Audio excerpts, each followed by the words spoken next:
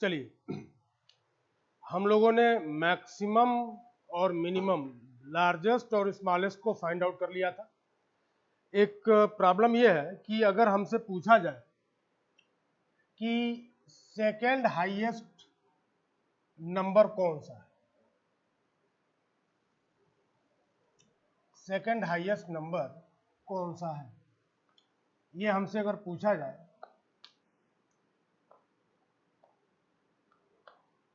अब मान लीजिए कि नंबर कुछ ऐसे है और हमसे पूछा जा रहा है सेकेंड लार्जेस्ट या फिर सेकेंड हाईएस्ट नंबर कौन सा होगा। तो चलिए, एक सॉल्यूशन ये भी दिया जा सकता है कि हम मैक्स वाला एल्गोरिज्म जो हम लोग थोड़ी देर पहले देखे थे पिछले वीडियोस में, उसको हम लोग 2 बार एग्जीक्यूट कराएं। तो देखिए, 40 सबसे बड़ा है, सेकेंड हाईएस्ट है। तो एक तरीका ये हो सकता है कि मैक्स फाइंड करने वाला जो एल्गोरिज्म है उसको हम लोग 2 टाइम्स रन कराएं। जब 2 टाइम्स रन कराएंगे तो हम लोगों ने एक थ्योरम देखा था कि अगर n आइटम है तो मैक्स या फिर मिन पाने के लिए n-1 कंपैरिजन की जरूरत होगी। यानी जब पहला रन कराएंगे फर्स्ट रन, तो फर्स्ट रन में हमको मैक्स की वैल्यू क्या मिलेगी, 50, और टोटल नंबर ऑफ कंपैरिजन कितने होंगे, तो टोटल नंबर ऑफ कंपैरिजन होंगे 4। तो जब 50 मिल गया तो हम इस 50 को डिलीट कर दें। उसके बाद अब अपने पास 4 आइटम दिख रहे हैं। तो किसी ने कहा कि भाई चलो सेकेंड टाइम भी रन करा लो, सेकेंड टाइम रन करा लीजिए, किसको, मैक्स को। अब मैक्स आपको 40 रिटर्न कर देगा और इस केस में टोटल नंबर ऑफ कंपैरिजन जो होगा वो कितना होगा। तो देखिए, अभी डेटा साइज कितनी है, 4 है, तो टोटल नंबर ऑफ कंपैरिजन होगा 3। इस तरीके से देखिए, तो टोटल नंबर ऑफ कंपैरिजन कितने हो जाएंगे, 4 + 3 दैट इज 7। ठीक है, यानी 5 आइटम हमारे पास है तो हम 7 कंपैरिजन में ये बता पाएंगे कि सेकेंड लार्जेस्ट नंबर कौन सा है। ठीक है, चलिए, दूसरा तरीका आप लोगों के दिमाग में ये आ रहा होगा कि क्यों ना हम किसी सॉर्टिंग टेक्निक को लगा लें और इस पूरे के पूरे लिस्ट को सॉर्ट कर लें और फिर हम लोग सेकेंड हाईएस्ट नंबर को इजीली बता सकते हैं। देखिए, दिक्कत यही है, दिक्कत यह है कि जो कास्ट होगा वो कास्ट बहुत ज्यादा हो जाएगा। चलिए, मैं इसी डिस्कशन को एकदम जनरलाइज में करता हूं, और जो अब तक हम लोगों के पास एल्गोरिज्म उपलब्ध है मैक्स निकालने वाला, उसको n आइटम के ऊपर मैं एग्जीक्यूट करा रहा हूं। तो टोटल नंबर ऑफ कंपैरिजन कितना होगा, तो हमें पता है कि मैक्स वाला जो एल्गोरिज्म है उसको 2 टाइम्स हमें रन कराना है। तो टोटल नंबर ऑफ कंपैरिजन क्या हो जाएगा, तो n-1 पहली बार के लिए और दूसरी बार के लिए n-1 ध्यान दीजिए, एक कम हो जाएगा। तो n-1 plus n-2 equals to n-3, 2n-3। अभी थोड़े देर पहले हमने n की वैल्यू क्या लिया था, 5, तो 7 टाइम्स हमको कंपैरिजन करना पड़ा था। तो यहाँ पे 5 रख के देखिए, 2 × 5 - 3 दैट इज 7। तो ये बड़ा कॉस्टली हो गया, जितना बड़ा डेटा सेट नहीं है उससे बड़ा, उससे ज्यादा हमें कंपैरिजन करने की जरूरत पड़ रही है। तो अब आप लोग बेसिकली समझ चुके होंगे कि हमें ये एल्गोरिज्म बनाने की जरूरत क्यों है। चलिए, हम लोग इस एल्गोरिज्म को डिजाइन करने के लिए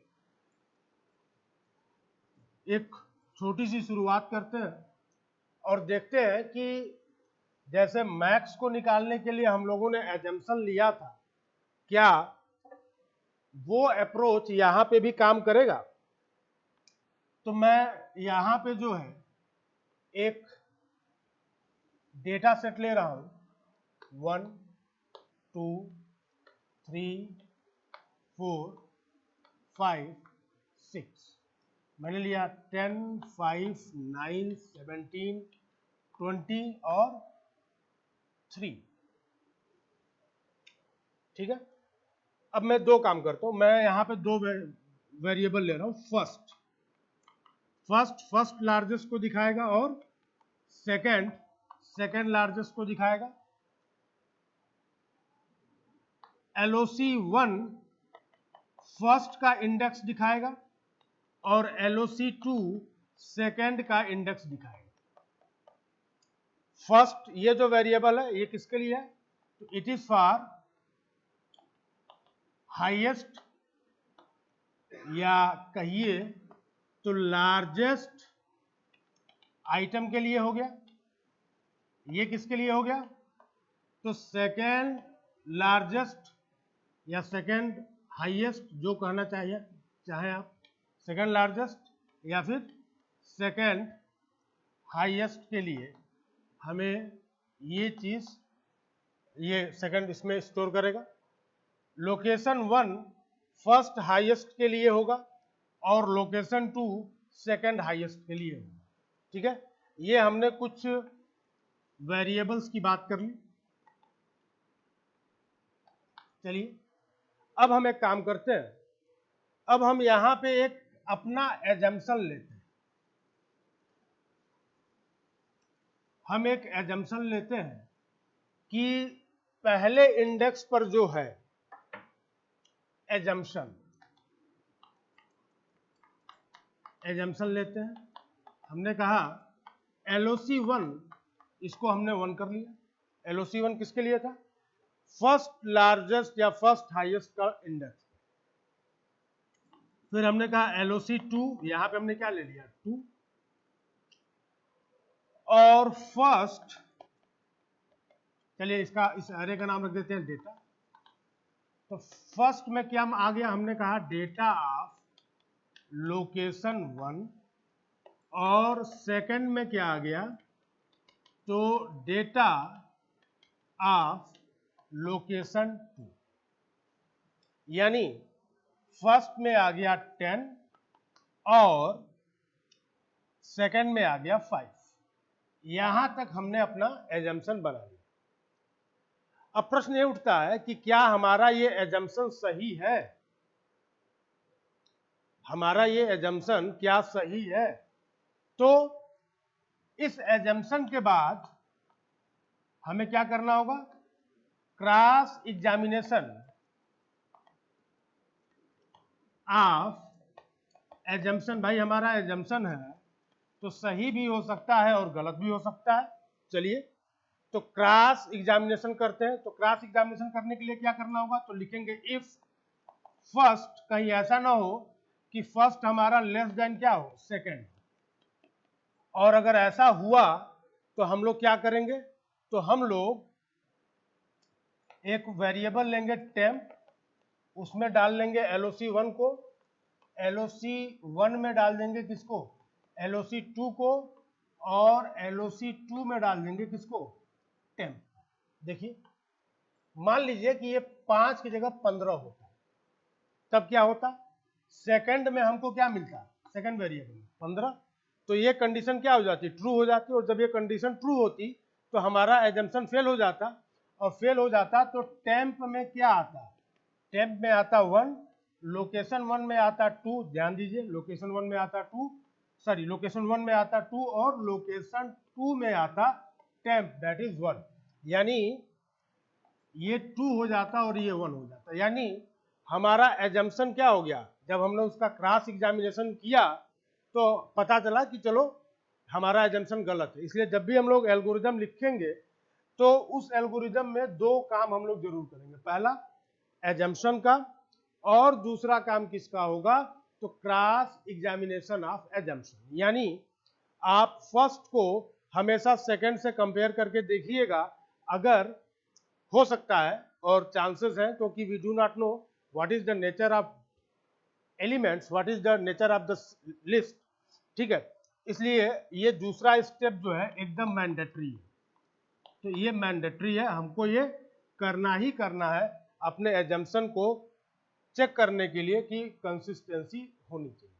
चलिए, अब अगर ये दोनों पॉइंट आप लोग समझ गए तो चलिए हम लोग आगे चलते हैं। अब हमने कहा कि फर्स्ट हाईएस्ट कौन हो गया, तो फर्स्ट हाईएस्ट जो है, अच्छा एक काम और इसमें करना था, क्रॉस एग्जामिनेशन जब हम लोग कर रहे थे तो इस क्रॉस एग्जामिनेशन में क्या लिखा था हमने, first is less then second, तो यहां पे हमने केवल लोकेशन चेंज किया था, ठीक है, हमको वैल्यू भी तो चेंज करनी है, तो वैल्यू अगर चेंज करनी है तो हम लोग क्या लिख देंगे, फर्स्ट, इसके बाद फर्स्ट में क्या लिख देंगे, तो डेटा ऑफ क्या LOC1, और सेकंड में क्या लिख देंगे, डेटा ऑफ LOC2। चलिए इन दोनों बातों को मैं फिर से एक बार लिख के आप लोगों को दिखा दूं। हमको ये क्रॉस एग्जामिनेशन बेहद जरूरी है करने के लिए कि हमने जो एजम्पशन लिया है वो एजम्पशन सही है या नहीं है। तो इसको करने के लिए हम क्या करेंगे, दूसरे स्टेप में, पहले में तो एजम्पशन ले लिया था, दूसरे में क्या करेंगे, इफ फर्स्ट, अगर फर्स्ट इज लेस देन क्या हो गया, सेकंड हो गया, तो हमें लोकेशन 1 और लोकेशन 2 की वैल्यू को स्वैप करना होगा। और आप लोगों को पता है कि दो वेरिएबल की वैल्यू को हम लोग कैसे स्वैप करते हैं, तो LOC1 में LOC2 और LOC2 में आ गया टेम्प, और अब फर्स्ट में क्या आ जाएगा, तो फर्स्ट में आ जाएगा डेटा ऑफ LOC1, और सेकंड में क्या आ जाएगा, तो सेकंड में आ जाएगा डेटा ऑफ LOC2। ये हो गया हमारा सेकंड स्टेप, इसको लिख लीजिए, समझ लीजिए। अब पहले दो एलिमेंट के लिए हमारा एजम्पशन क्या हो गया, सही हो गया। चलिए, अब चूंकि जगह कम है इसलिए फर्स्ट मतलब F और सेकंड मतलब यस, ठीक है, तो सेकंड स्टेप में हमें ये काम करना ही करना है। ये किसके लिए कर रहे हैं, तो it is cross examination of क्या, एजम्पशन, जो हमने एजम्पशन लिया था पहले स्टेप में उसको हमने यहां पे वेरीफाई किया। चलिए, ये दूसरा स्टेप जो है हम हटा रहे हैं, आगे चलते हैं। अब इससे हमको क्या पता चला, तो इससे हमको ये पता चला कि पहले दो आइटम के लिए हमने फर्स्ट और सेकंड का चुनाव कर लिया है, ठीक है। अब चलिए, यहां तक हमारा सेट हो गया। अब हम लोग तीसरे एलिमेंट से आगे की तरफ बढ़ेंगे। चलिए, तो जब i की वैल्यू 3 होगी, अब देखिए, अब हम लोग लूप चलाएंगे from i equals to 3 to n। अब हम क्या कर लेंगे, एक लूप चलाएंगे, चलिए, अब जब हमको मिलेगा i की वैल्यू 3, तो यहां तक तो हमारा सेट है कि फर्स्ट हाईएस्ट जो है हमारा 15 हो गया था और सेकंड हाईएस्ट क्या था, 10 था, यहां तक हमारा सेट हो गया था।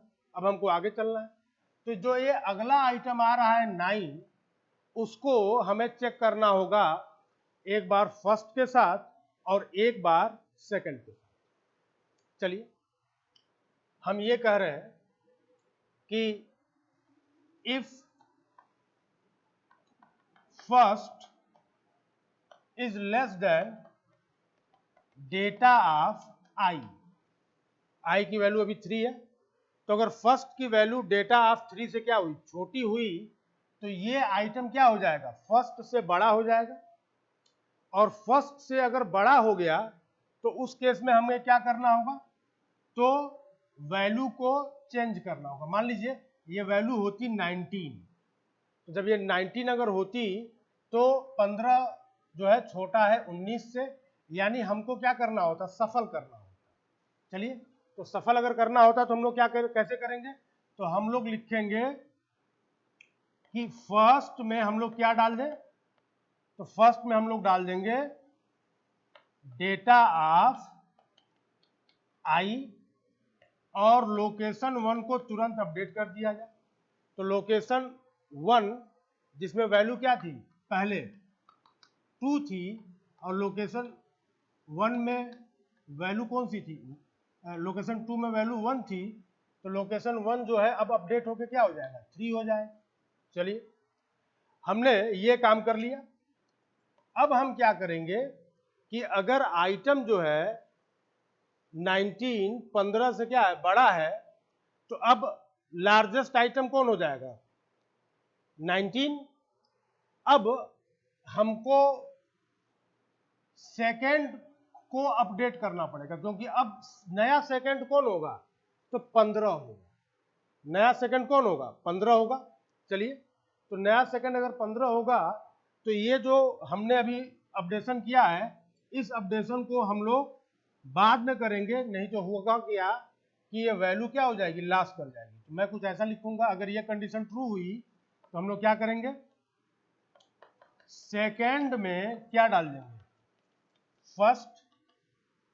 सेकंड में क्या डाल देंगे, फर्स्ट, और लोकेशन 2 में किसको डाल देंगे, लोकेशन 1 को डाल देंगे। यानी लोकेशन 2 जो अभी 1 था अब क्या हो जाएगा, 2 हो जाएगा। और सेकंड में फर्स्ट आ गया, ठीक है, लोकेशन 2 में लोकेशन 1 आ गया।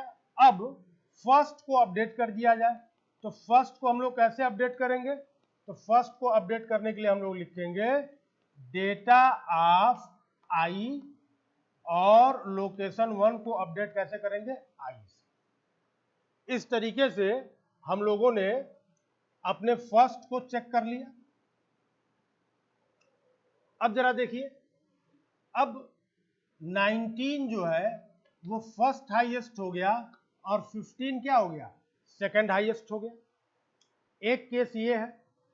दूसरा केस क्या मिल सकता है कि जो आगे वाला आइटम है, थर्ड इंडेक्स पर आइटम है, हो सकता है कि थर्ड इंडेक्स वाला आइटम फर्स्ट से छोटा हो लेकिन सेकंड से बड़ा हो, फर्स्ट से छोटा हो लेकिन सेकंड से क्या हो, बड़ा हो। मसलन अगर हम इस 19 की जगह पे क्या ले लें, 11 ले लें, तो 11 जो है वो 15 से क्या है, छोटा है। यानी हमारा ओरिजिनल हाइपोथेसिस क्या हो गया, सही हो गया।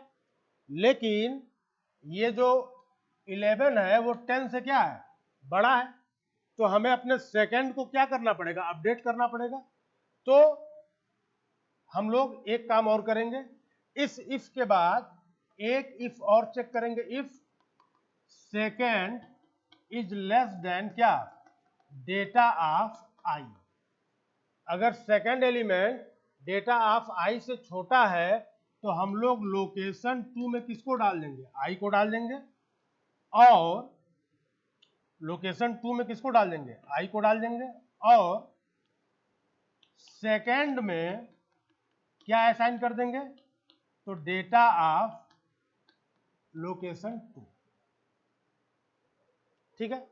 और तीसरा पॉसिबिलिटी क्या मिलता है कि तीसरी पॉसिबिलिटी ये मिलती है कि जो हम तीसरे इंडेक्स पे आ रहे हैं वो वैल्यू पहले से भी छोटा हो और दूसरे से भी छोटा हो, उस केस में हमें अपने फर्स्ट और सेकंड को अपडेट करने की कोई जरूरत नहीं पड़ेगी। समझ रहे हैं? यानी जब भी हम लोग तीसरे इंडेक्स पर आएंगे तो हमारे पास 3 पॉसिबिलिटी हो सकती है। पहली पॉसिबिलिटी क्या हो सकती है कि तीसरे इंडेक्स पर जो आइटम है it is greater than first. तो तीसरे इंडेक्स का आइटम अगर ग्रेटर देन फर्स्ट हुआ तो तीसरे इंडेक्स वाले आइटम को हमें क्या बनाना पड़ेगा, फर्स्ट, और फर्स्ट वाले को क्या बनाना पड़ेगा, सेकंड। यानी उसको अब आर्डर में बोलिए, आर्डर में बोलेंगे तो फर्स्ट को सेकंड और नए वाले को फर्स्ट। इसी तरीके से हमें लोकेशन 1 और लोकेशन 2 को भी क्या करना होगा, अपडेट करना होगा। आगे दूसरी पॉसिबिलिटी क्या है कि जो नया वाला आइटम है it is less then first, पहले से तो छोटा है लेकिन दूसरे से क्या है, बड़ा है। तो दूसरे से अगर बड़ा है तो हमें फर्स्ट को टच करने की जरूरत नहीं है, हम सेकंड को नए वाले यानी तीसरे इंडेक्स वाले आइटम से क्या कर देंगे, अपडेट कर देंगे, जैसा कि हम लोगों ने यहां पे किया है। कब, जब तीसरे इंडेक्स पर हमको क्या मिला था, 11 मिला था। और तीसरी पॉसिबिलिटी क्या हो सकती है कि जो नया वाला आइटम है वो पहले से भी छोटा हो और दूसरे से भी छोटा हो। इस केस में हमको न तो फर्स्ट को छूने की जरूरत है न तो सेकंड को छूने की जरूरत है, क्योंकि फर्स्ट और सेकंड को हम लोग टच नहीं कर रहे हैं, इसलिए लोकेशन 1 और लोकेशन 2 की वैल्यू को भी हमें छूने की या चेंज करने की जरूरत नहीं पड़ेगी। ठीक है, अब जरा देखिए, तो ये जो लूप है ये लूप कहां से चल रहा है, तो 3 से लेके n तक। कहां से चल रहा है, 3 से लेके n तक चल रहा है। अब जरा देखिए, तो एक मोटा मोटी आइडिया आप लोगों को मिल गया होगा कि ये जो एल्गोरिदम हम लोग डिस्कस कर रहे हैं, ये एल्गोरिदम जो हम लोग डिस्कस कर रहे हैं, इस एल्गोरिदम में टोटल नंबर ऑफ जो लूप जो है वो कितने बार चलेगा, तो n-3 + 1 दैट इज n-2, यानी कॉम्प्लेक्सिटी क्या हो जाएगी, तो बिग O ऑफ n-2।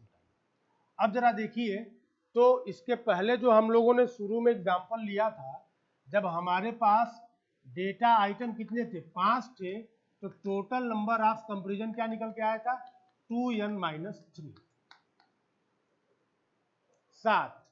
और अब जो है हम कितने में बता पाएंगे कि सेकंड लार्जेस्ट कौन है, तो 6 - 2 मीन्स 4 ही कंपैरिजन में हम लोग अब बता पा रहे हैं कि कौन सा आइटम जो है वो सेकंड लार्जेस्ट है। अब जरा देखिए, तो कास्ट वाइज ये जो नया एल्गोरिदम हम लोग डिस्कस कर रहे हैं, ये नया वाला जो एल्गोरिदम है it is more efficient than first approach. ठीक है, अच्छा इंपॉर्टेंट चीज क्या है, इसमें दो ही काम हम लोगों को करना है। पहला काम, जैसा कि हम लोगों ने मैक्स और मिन निकालने में किया था, एजम्पशन लिया था, उसी तरीके से हमने यहाँ पे क्या किया, पहला काम एजम्पशन लिया। दूसरा काम हमने क्या किया, एजम्पशन को क्रॉस चेक किया। एजम्पशन जब क्रॉस चेक हो जाएगा तो हम लोग एकदम श्योर हो जाएंगे कि पहले दो आइटम के लिए हमारी कही गई बात सही है। अब बारी आती है आगे के एलिमेंट की, तो जब आगे के एलिमेंट को हम लोग एक एक करके ट्रावर्स करेंगे तो हमारे सामने 3 ही कंडीशन आ सकती है। ठीक है, उन कंडीशन को हम लोगों ने देख लिया था। एक बार इसको मैंने 19 किया था, एक बार मैंने इसको 11 किया और एक बार मैंने इसको 1 किया। जब 19 किया तो फर्स्ट कौन हो गया, 19 हो गया, और सेकंड कौन हो गया था, 15 हो गया था। जब मैंने 11 किया तो फर्स्ट अनचेंज था, 11 सेकंड हो गया था। और तीसरे केस में हमने कहा कि इट इज 1, यानी न तो फर्स्ट को छूने की जरूरत है और न ही सेकंड को छूने की जरूरत है। इस तरीके से हम लोगों ने क्या देखा कि ये जो अपना दूसरा अप्रोच है it is more efficient in comparison to the first approach. ठीक है, अब एक काम करते हैं, अब हम लोग इसी एल्गोरिज्म को एक बार जो है पूरे सलीके के साथ लिखते हैं। उम्मीद है कि ये कंसेप्ट जो है आप लोगों के समझ में आया होगा। अब इसी चीज को हम लोग वर्ड्स में प्रॉपर फॉर्म में एल्गोरिज्म के फॉर्मेट में इसको लिखेंगे।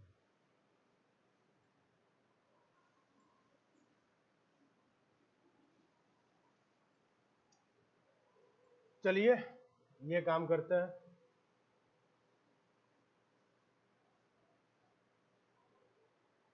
ये काम हम लोग करते हैं, एल्गोरिज्म को लिखा जाए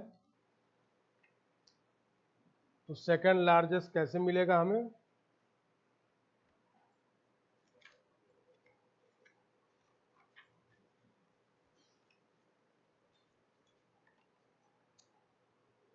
तो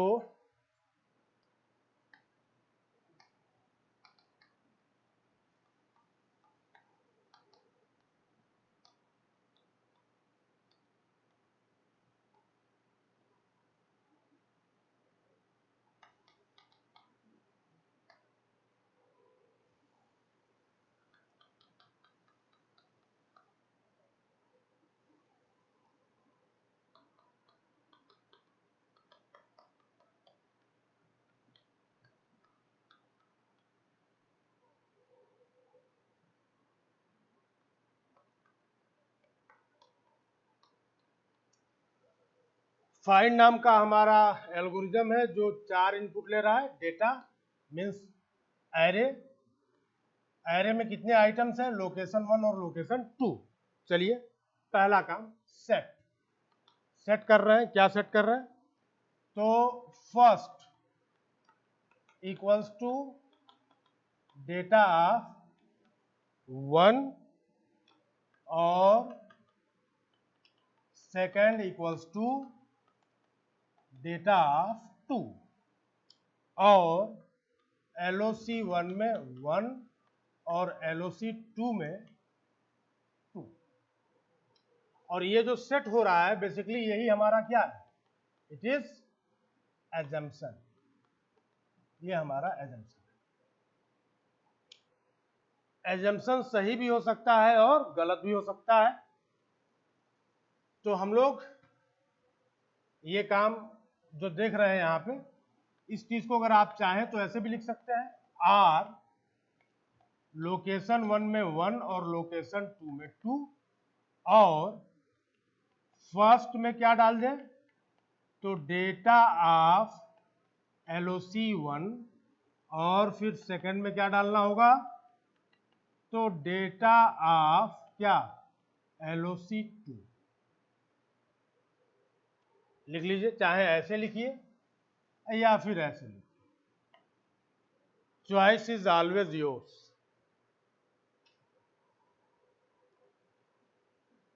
चलिए अब जो है हम लोग स्टेप नंबर 2 पे आते हैं। तो जैसा कि पहले डिस्कस किया गया था, स्टेप नंबर 2 रीचेकिंग या क्रॉस एग्जामिनेशन जिसको हमने बोला था, रीचेकिंग ऑफ क्या, एजम्पशन। चलिए एजम्पशन की रीचेकिंग हो, एजम्पशन सही भी हो सकता है और गलत भी हो सकता है। तब if first is less then second, अगर फर्स्ट सेकेंड से छोटा हुआ देन तब हम क्या करेंगे, तब इंटरचेंज, भाई देखिए इसी इंटरचेंज के लिए हमने टेम्प नाम का वेरिएबल लिया था। इंटरचेंज फर्स्ट एंड सेकेंड, और दूसरा काम क्या होगा, सेट लोकेशन 1 इक्वल्स टू 2 और लोकेशन 2 इक्वल्स टू 1 और एंड ऑफ इफ स्ट्रक्चर। दूसरे स्टेप में हम लोगों ने क्या किया, तो दूसरे स्टेप में हम लोगों ने इस बात को चेक कर लिया कि इस चीज को चेक कर लिया कि क्या हमारा एजम्पशन सही है या गलत है। ठीक है, अब जो है हम लोग, अब जो है हम लोगों को अपने तीसरे स्टेप में आना है। अब तीसरे स्टेप में जब आएंगे तो क्या होगा, वही 3 केसेस जिनमें से 2 केसेस के लिए हमें कोड लिखना होगा और तीसरा केस अगर मिलेगा यानी हमारा एजम्पशन सही है। तो अब आते हैं इस एल्गोरिज्म के कोर पार्ट की तरफ और step number 3। Step number 3 repeat, मैंने कहा था ना जब भी आएगा रिपीट मतलब loop, repeat for k equals to 3 to n। अब देखिए, if first is less than data of k, यानी जो अगला आइटम मिला है वो बड़ा है किससे, फर्स्ट से, तो हमें क्या करना होगा, देन सेट सेकंड, सेकंड में क्या कर देंगे हम लोग, फर्स्ट को डाल देंगे। ध्यान दीजिए, अगर यहाँ पे हम लोग पहले डेटा ऑफ के को फर्स्ट में डाले होते तो फर्स्ट में जो वैल्यू थी वो लॉस हो जाती, ठीक है। एंड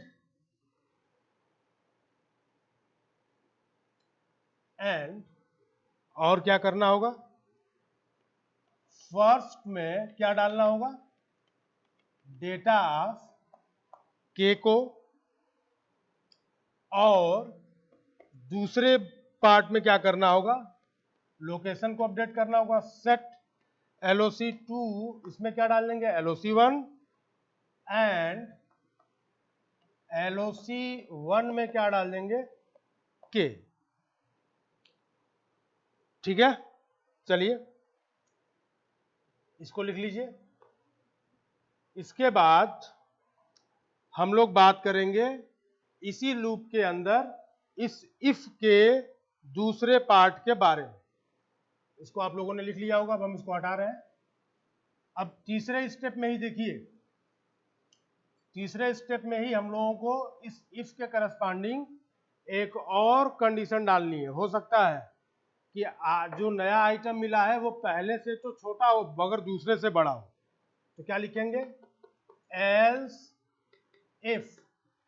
एल्स इफ में क्या है, तो second is less than data of के, और अगर ऐसा हुआ तो देन सेट क्या, सेकेंड में क्या डाल देंगे हम लोग, डेटा ऑफ के, और देन सेकेंड में आ गया डेटा ऑफ के, एंड LOC2 में क्या आ जाएगा, के, और इस तरीके से ये एंड हो गया, एंड ऑफ क्या, इफ स्ट्रक्चर। जो इफ स्ट्रक्चर था उसका एंड हो गया, और किसका एंड हो गया, एंड ऑफ लूप, और स्टेप नंबर 4 में क्या हो गया, एग्जिट या स्टॉप। चलिए, जो तीसरे स्टेप में लूप चला था, कौन सा लूप चला था, for i equals to 3, for i equals to 3 to n। तो कितनी बार ये लूप चल रहा है देखिए, तो n-3 + 1 दैट इज n-2, ठीक है। और यही कॉम्प्लेक्सिटी तो हम लोग देखे थे। तो हम लोगों ने क्या देखा, हम लोगों ने देखा कि किस तरीके से हम लोग सेकेंड लार्जेस्ट नंबर को निकालेंगे। अच्छा, कुछ लोग अलग अलग भी दिमाग लगा सकते थे कि 60 कर लीजिए, फिर जो लार्जेस्ट होगा उसको हटा दीजिए, फिर उसको बचे हुए n-1 को 60 कर लीजिए। तो ये अप्रोच जो है, ये अप्रोच बिल्कुल गलत अप्रोच है, ठीक है। तो इन चीजों को जो है हम लोगों ने देखा। चलिए एक छोटा सा कंसेप्ट जो है इसी के साथ मैं और डिस्कस कर लूं, वो है प्राइम नंबर को पाने का। तो प्राइम नंबर को कैसे कंप्यूट करते हैं आप लोगों को पता होगा, लेकिन यहां पे जो मैं आपको टेक्निक में डिस्कस करने जा रहा हूं, this is known as CU method, ठीक है। ये जो कंसेप्ट है इसको हम लोग बोलते हैं CU मेथड, ठीक है। अच्छा, CU मेथड में क्या है, भाई आप लोग इसके पहले क्या किए होंगे, for I equals to 2 I less than equal to n minus 1 I plus plus ऐसे किए होंगे। कोई नंबर था n तो 2 से लेके n माइनस 1 तक लूप चलाए होंगे, और आप लोग डिविजिबिलिटी चेक करते होंगे, अगर बीच में किसी नंबर से क्या हो गया, डिविजिबल हो गया, तो आप लोग बोल देते थे कि भाई साहब ये नंबर जो है वो प्राइम नहीं है। लेकिन यहाँ पे भी कॉम्प्लेक्सिटी जो है वो क्या हो जाएगी, n माइनस 1 माइनस 2 प्लस 1, यानी n माइनस 2 टाइम लूप चलेगा। देखिए n माइनस 2 टाइम लूप चलेगा। यही वाला अप्रोच जो है आप लोग कब किए थे, जब प्रोग्राम लिखे होंगे आप लोग तब किए होंगे। उसके बाद से आप लोगों ने क्या किया होगा, यहाँ आप लोगों ने इफ कंडीशन दिया होगा, if n modulo division i equals to 0, तो आप लोगों ने कोई फ्लैग लिया होगा, फ्लैग को कर दिया होगा 1, इनिशियली यह फ्लैग क्या रहा होगा 0, और फिर आप लोग ब्रेक लगा के और बाहर आ जाते होंगे, ठीक है। और फिर फ्लैग की वैल्यू को चेक करते होंगे, फ्लैग अगर 0 है तो नंबर n क्या था, प्राइम था, फ्लैग अगर 1 हो गया तो नंबर क्या हो गया, प्राइम नहीं रहा, क्योंकि डिवाइड हो गया। अच्छा, कुछ लोग यहाँ पे भी ऑप्टिमाइजेशन कर सकते हैं कि भाई ये n माइनस 1 जो लिख रहे हैं इसकी जगह पे n माइनस 2 कर लिया जाए। कोई नंबर अगर अपने आधे से डिविजिबल होगा तो मतलब अपने आप से भी डिविजिबल हो, ठीक है। लेकिन यहाँ पे जो है प्राइम को कंप्यूट करने के लिए एक अलग से ही अप्रोच दिया गया। चलिए हम ये कह रहे हैं कि मुझे 1 से लेके 20 तक जो नंबर है उसमें से मुझे प्राइम नंबर को फाइंड आउट करना, तो मैं क्या लिखूंगा 1 2 3 4 5 6 7 8 9 10, आइए आगे 11 12 13 14 15 16 17 18 19 और 20। चलिए प्राइम नंबर फाइंड आउट करना, हमने कहा 1 को कट कर दीजिए, अब 2 से स्टार्ट करते हैं, तो आगे 2 से आगे 2 के जितने मल्टीपल होंगे उनको हटा दीजिए, 4 6 8 10 12 14 16 19 18 और 20 हट गया। अब आइए किस पे, 3। अब आगे देखिए 3 के मल्टीपल क्रॉस करिए, क्रॉस हो चुका है, ये मल्टीपल है नहीं, ये क्रॉस हो चुका है, 9 मिला, 9 क्रॉस हो गया, 11 12 हो चुका है क्रॉस, 13 15 18 क्रॉस हो चुका है, 19 और 20। चलिए आगे आइए 5 देखिए, 7 क्रॉस नहीं हुआ है, मल्टीपल भी नहीं है, क्रॉस नहीं होगा, 11 13 17 19, ठीक है।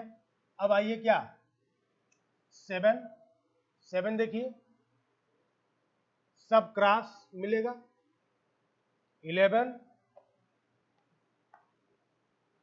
अब हमको क्या मिल गया, अब जो बचे हुए हैं वो सब क्या है, प्राइम नंबर है, तो प्राइम नंबर क्या हुआ 2 3 5 7 11 13 17 और 19, दिस इज द